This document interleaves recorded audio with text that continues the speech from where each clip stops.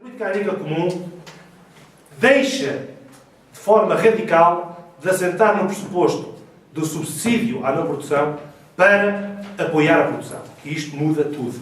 Isto muda tudo, é pena que não tenha mudado há 15 anos atrás. Quer dizer, nós fizemos diversificar as zonas de maior produção do país, deixando os terrenos ao abandono, desqualificando-os e desvalorizando-os para os espanhóis e os holandeses virem comprar, para grandes olivais, para zonas de caça, para zonas de produção.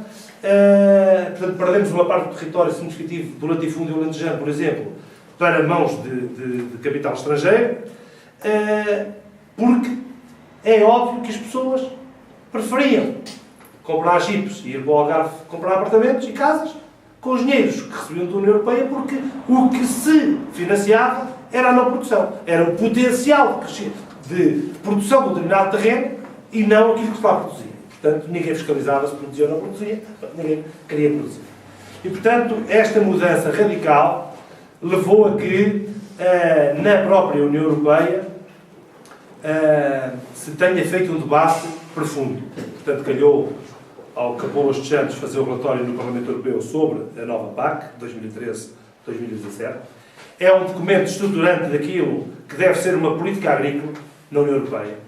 Porque a União Europeia tem duas coisas que não se pode tornar. É um museu do que foi bom, do modelo social europeu, e, digamos assim, o maior consumidor do mundo, desequilibrando a balança de pagamentos entre a União Europeia, a China e os Estados Unidos.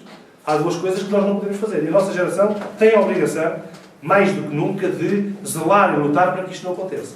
Porque, de facto, a seguir ao Jacques Delors, a Europa entrou num deserto de liderança que levou a que nós não soubéssemos reagir com tempo e com inteligência às coisas. E, portanto, se não fizermos nada, daqui a 10, 15 anos estamos a olhar para a União Europeia como um museu. Porque reparem bem que os Estados Unidos fomentaram a crise e ela nasceu ali, e vejam como eles estão a reagir com muitas dificuldades. Mas a copiar o que é bom. Vejam lá se a administração americana não foi copiar os fundamentos da política europeia social, da Europa social. O SNS americano passa de privado a ser um SNS semipúblico, mas com uma forte componente pública para apoio aos mais desfavorecidos. O sistema de segurança social deixou de ser meramente racionalista relativamente às contribuições de cada um para ter uma vertente solidária na sua base.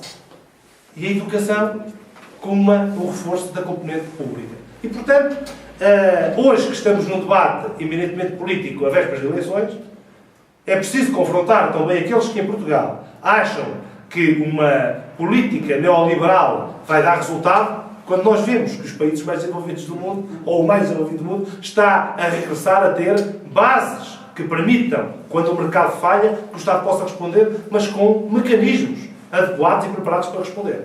E eu fico espantado porque, depois de ler o programa do PSD para as próximas eleições, fiquei com a noção mais nítida que, de facto, o PS é o único partido social-democrata em Portugal. Porque, de facto, o Partido Social-Democrata devia se chamar Partido Liberal Português.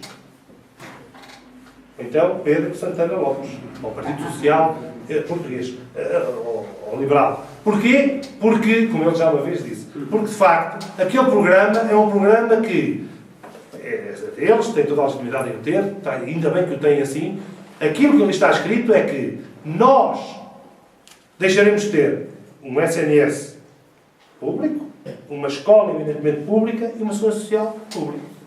Coisa que os próprios, para quem estuda alguma filosofia política, os próprios filósofos americanos do neoliberalismo estão a abandonar, defendendo que, de facto, há uma matriz europeia de uma social-democracia que nasce com o São Paulo, com o Mitterrand, do ponto de vista político, do ponto de vista teórico, mais cedo, mas com o Willy Brandt, com o Mário Soares, com o Filipe González, não é? Que é uma democracia que olha primeiro para as pessoas e para a solução dos seus problemas, percebendo bem que o mercado tem que existir, tem que funcionar, que nós devemos promovê-lo, mas quando o mercado falha, tem que haver alguém a reagir, e é o Estado que tem que reagir, mas tem que estar preparado para poder reagir, tem que ter os meios para poder reagir. Bem, dir-me-ão, sim, mas o Estado, para poder reagir e estar preparado, tem que ser também um bocadinho mais leve, tem que estar, digamos assim, mais liberto de algumas atividades que hoje tem. Concordo inteiramente. concordo inteiramente. O plano de privatizações que o PS tinha para este orçamento de 2011 é agora levado a um extremo pelo programa eleitoral do PSD.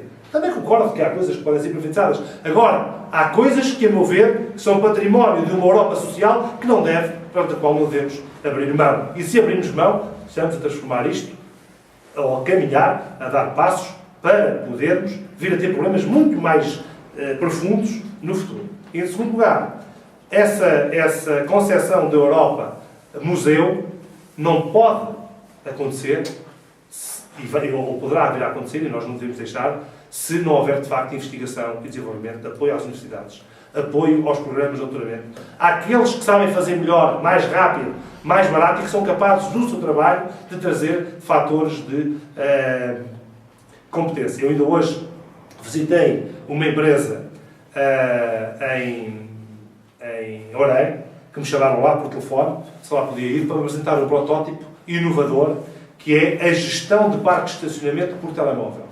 Portanto, a pessoa escreve o seu telemóvel numa base de dados, que eles têm um sistema, quando o telemóvel se aproxima do parque de estacionamento, recebemos uma mensagem a dizer se há lugar ou não, onde é que há o lugar, e ao chegarmos à portaria, carregamos um código no telemóvel, sem mais nada, e abre-se a portinhola, entramos lá dentro, saímos e vai-nos descontar à conta que dissermos os X euros ou X cêntimos onde estivermos.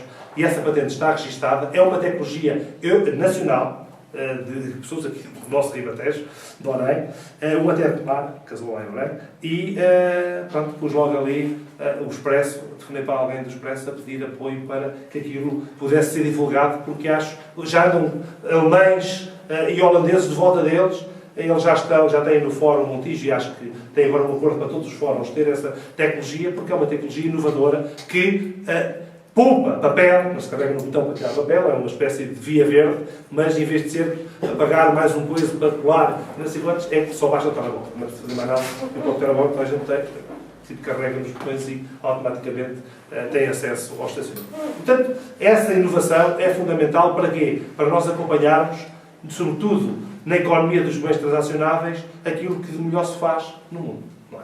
Ainda hoje saiu, ontem, o ranking das empresas de maior valor, e aí qual lá vem. Porquê?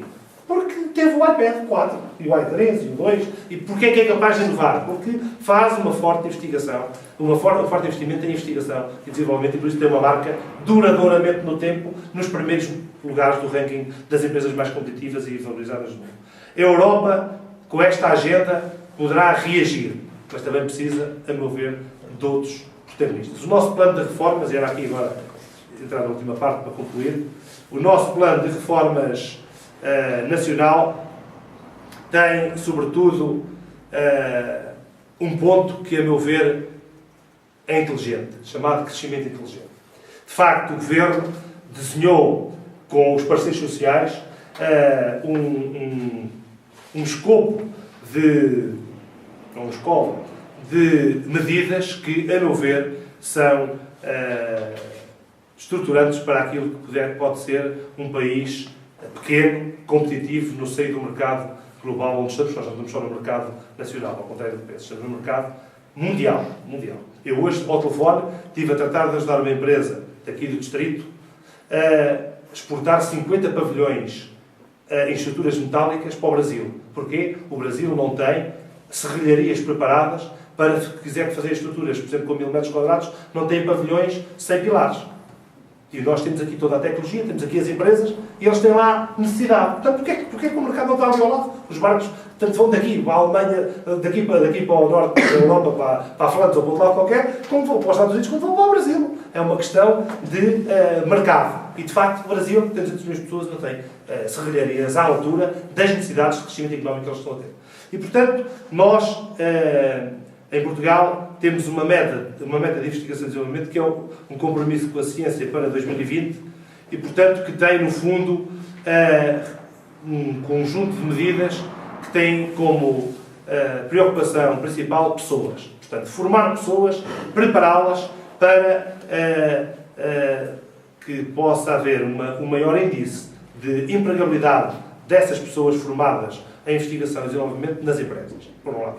Depois, reforçar a afirmação dessas empresas e dessas instituições com prémios e com candidaturas internacionais que permitam o reconhecimento empresarial e de investigação dessas mesmas empresas.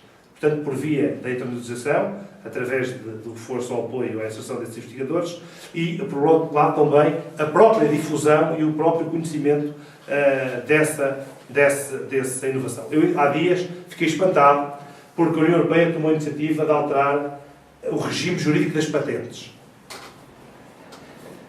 Uma empresa portuguesa, para registrar uma patente na União Europeia, no Instituto Europeu de Patentes, demorava entre 5 a 10 anos.